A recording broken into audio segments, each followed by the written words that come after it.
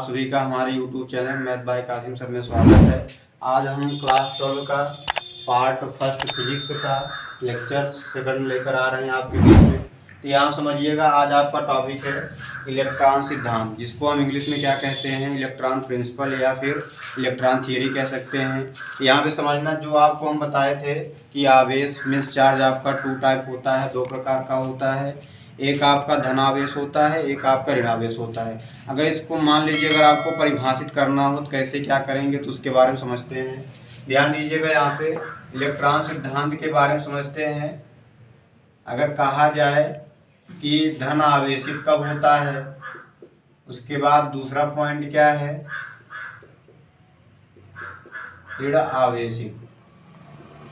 अब धन आवेशित को हम समझते हैं। यहाँ पे समझेंगे क्या कि अगर किसी धातु में या किसी भी पदार्थ में इलेक्ट्रॉन की कमी हो जाए, जब इलेक्ट्रॉन की कमी होती है तो उसके पास कैसा चार्ज होता है, धनावेश चार्ज होता है। और जब इलेक्ट्रॉन की अधिकता होती है तो क्या दर्शाता है, ऋणावेशित दर्शाता है। कहने का मतलब, अगर इन दोनों की परिभाषा बताइए, क्या कहोगे कि जब किसी धातु में इलेक्ट्रॉनों की क्या हो, कमी हो, उसे हम धन आवेशित कहेंगे, और जब इलेक्ट्रॉनों की अधिकता हो उसे हम ऋणावेशित कहेंगे। इसको हम समझते हैं एग्जाम्पल के थ्रू। एग्जाम्पल आपको क्या होता है, जैसे यहाँ पे मान लीजिए आपका Na सोडियम होता है, इसका परमाणु क्रमांक हम सबको पता है कि 11 होता है। ध्यान देना, Na का परमाणु क्रमांक 11 होता है। और यहाँ पे बात की जाए Cl की, तो Cl का परमाणु क्रमांक 17 होता है। यदि इन दोनों का इलेक्ट्रॉनिक विन्यास किया जाए KLMN, यहाँ भी कर देते हैं KLMN, तो अगर 11 की बात करें तो इसका क्या होगा, 2 होगा, 8 होगा, 1 होगा। और 17 की बात करें तो 2, 8, फिर उसके बाद यहाँ पे क्या होगा, 7। तो ध्यान दीजिएगा, ये इलेक्ट्रॉन इसमें क्या है, 11 इलेक्ट्रॉन है, इसमें कितना है, 17 है। तो यहाँ अगर बात करें कि जब कोष को पूरा करना हो उनको, इसको कम से कम यहाँ पे 8 इलेक्ट्रॉन होना चाहिए और यहाँ भी कम से कम 8 इलेक्ट्रॉन होना चाहिए। तो यदि इस कोष को हमको पूरा करना हो, 8 बनाना हो, या तो इससे 1 लेंगे या फिर इसको हम 7 इसको देंगे। यहाँ पे 7 देना जरूरी नहीं है, क्योंकि ये अधिक मात्रा में है और यहाँ भी ये कम मात्रा में है।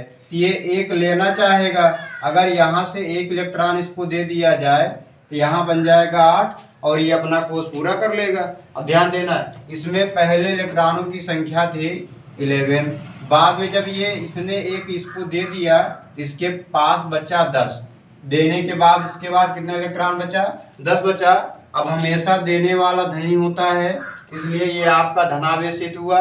ध्यान देना, पहले इलेक्ट्रॉन 11 था, बाद में 10 हुआ।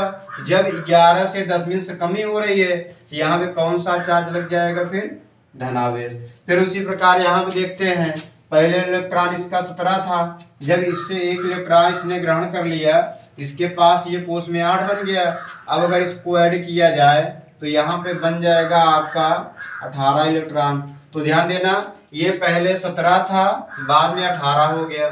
इसमें इलेक्ट्रॉनों की अधिकता हो रही है, यहाँ पे कौन सा लगेगा, ऋणावेश, क्योंकि कितना भी आपके पास इलेक्ट्रॉन हो, जब ले रहा है तो ऋणी होगा, अगर दे रहा है तो धनी होगा।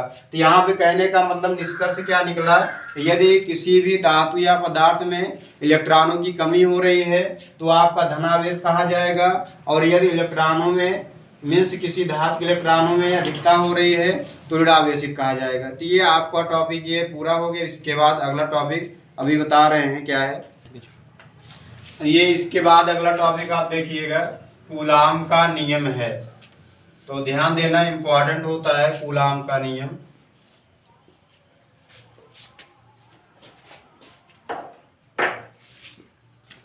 कूलाम का नियम यहाँ पे होता क्या है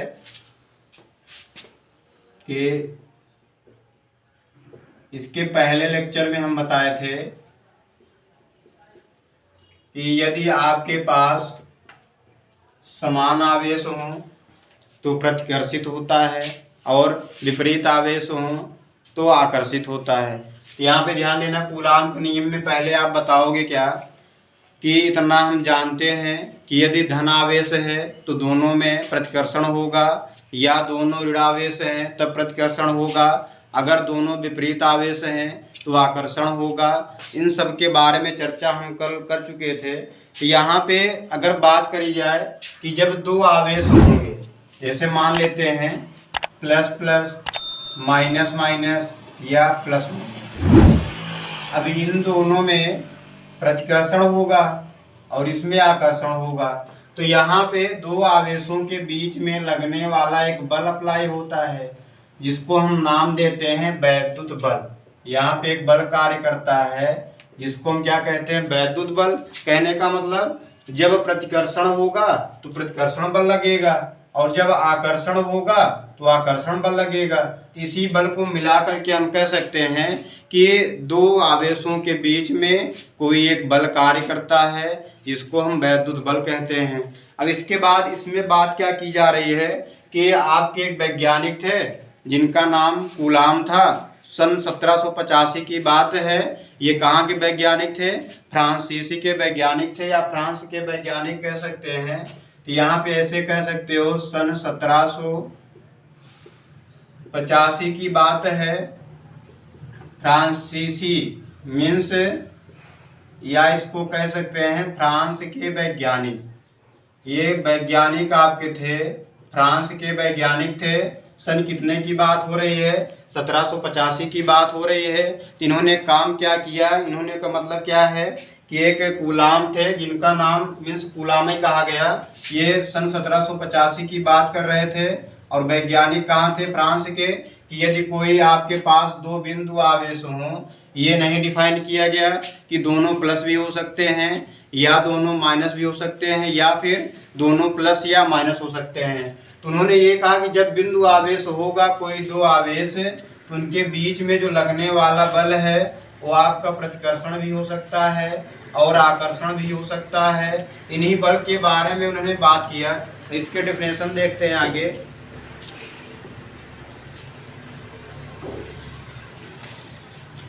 कूलाम का नियम क्या होता है, यहाँ पे समझिएगा कि दो आवेशों के बीच में लगने वाले बल के बारे में बताया इन्होंने। क्या कहा कि यदि आपके पास कोई दो आवेश हो, Q1 और Q2, और ये दोनों जो डिस्टेंस पे हैं, किसी r डिस्टेंस पे स्थित हैं। अब इस दो आवेश Q1 और Q2 हैं, इसमें डिफाइन ये नहीं किया गया कि ये आपका दोनों ही प्लस प्लस हो सकते हैं या फिर दोनों माइनस माइनस हो सकते हैं। एक आपका प्लस एक आपका माइनस हो सकता है। कहने का मतलब इसमें कुछ भी हो सकता है।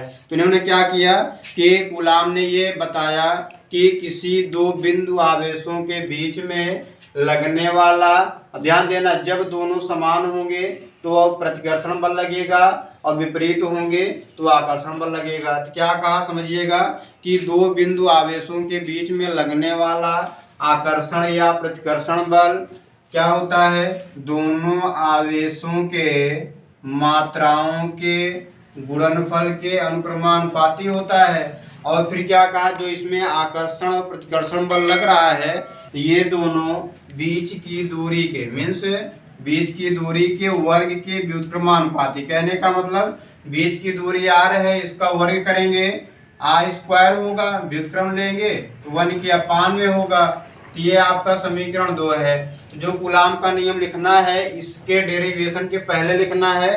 क्या लिखोगे? एक बार से हम पूरा बता रहे हैं फिर से कि सन 1785 की बात है। फ्रांस के वैज्ञानिक कूलाम ने क्या बताया? उन्होंने ये बताया किसी दो बिंदु आवेशों के बीच में लगने वाला आकर्षण या प्रतिकर्षण बल क्या होता है? दोनों आवेशों के मात्राओं के गुणनफल के अनुक्रमानुपाती और बीच की दूरी के वर्ग के व्युत्क्रमानुपाती होता है। इतना लिखने के बाद तभी आप डेरिवेशन नोट करना। अब इसके आगे देखते हैं। समीकरण 1 व 2 को एक साथ लिखने पर। अब इसको इंग्लिश में बात की जाए तो क्या कहोगे, write the equation first and second are mixed. Means दोनों को एक साथ लिखने पर क्या होगा, दोनों में बल एक समान है, तो एफ प्रोपोर्शनल Q1 Q2 बटे आर स्क्वायर। अब इसके बाद इतना जानते हो कि यदि कोई प्रोपोर्शनलिटी हटाई जाए तो यहाँ पे कांस्टेंट आता है। यहाँ पे कांस्टेंट क्या आएगा, के आता है, के Q1 Q2 बटे आर स्क्वायर। और यहाँ बल का मात्रक आपको पता है कि न्यूटन होता है। और जहाँ इस के की वैल्यू क्या होती है, 1/4πε0। तो यहाँ के स्थान पे रख दीजिए, तो यह बराबर क्या होगा, 1/4πε0 Q1 Q2 बटे आर स्क्वायर। और इसका मात्रक न्यूटन। ये कूलाम का नियम डेरिवेट हो गया। अब इसके बाद मीन्स अगला लेक्चर या अगले टॉपिक हम अगले नेक्स्ट वीडियो में लेकर आएंगे। तब तक के लिए धन्यवाद।